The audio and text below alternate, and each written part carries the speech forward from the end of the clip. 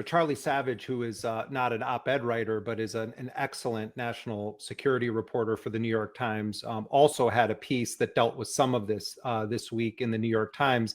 And it was an analytical piece looking at the challenge that the U.S. has made for itself because of its grand hypocrisy on issues of an international criminal court. And I just want to summarize a little bit for people that maybe don't follow this the way that you do or I do.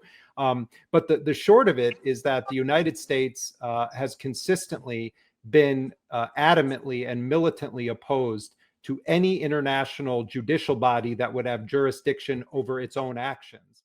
One of the clauses of that law states that the US military can be authorized to literally conduct a military operation in the Netherlands to liberate any US personnel who are brought there on war crimes charges or under war crimes investigation. That's why it's called by many activists and civil libertarians, the Hague Invasion Act.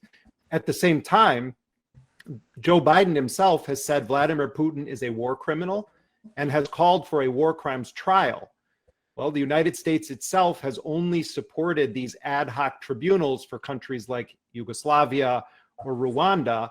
And like Russia, the United States refuses to ratify the treaty that established the International Criminal Court. I'm sure, Noam, that you and I both agree that there are massive war crimes being conducted right now in Ukraine. Certainly, Russia is the dominant military power, and I wouldn't be surprised for 1 second if a huge percentage of the war crimes being committed are being done by Russia. That doesn't mean that there aren't war crimes being committed by Ukraine. We already have video evidence of this, of both Ukraine and Russia. But I want to be clear here. I believe that Russia is committing systemic war crimes in Ukraine. But when you have the United States undermining the International Criminal Court, refusing to ratify the treaty, how can Joe Biden call for a war crimes trial? And when the U.S. itself won't accept that that court should have jurisdiction equally over all powers in the world?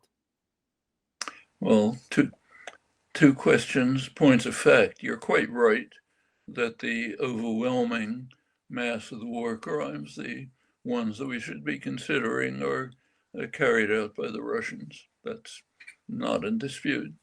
And they are major war crimes. It's also true that the United States totally blocked the ICC, but notice there's nothing new about that. The United States is the only country to have rejected a judgment of the International Criminal Court, of the World Court. There used to have two companions, Hoxha of Albania and Gaddafi in Libya, but they're gone. So now the US stands in splendid isolation in having rejected a judgment of the World Court.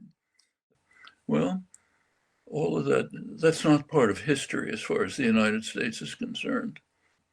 The United States, in fact, when the major treaties like the Organization of American States Treaty were signed back in the 40s, the United States added reservations saying basically not applicable to the United States. In fact, the United States very rarely signs any conventions, very rarely. And when it, ratifies, sometimes it signs.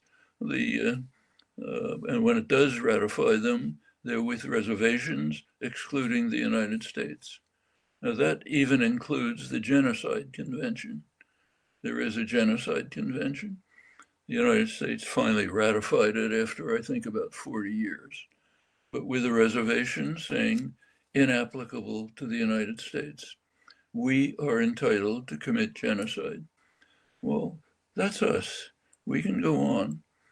Yet we can call for a war crimes trial of others without batting an eyelash. It's interesting to look at the reaction to all of this in the more civilized part of the world, the global south. They look at it, they condemn the invasion, say it's a horrible crime, but the basic response is, what's new? What's the fuss about?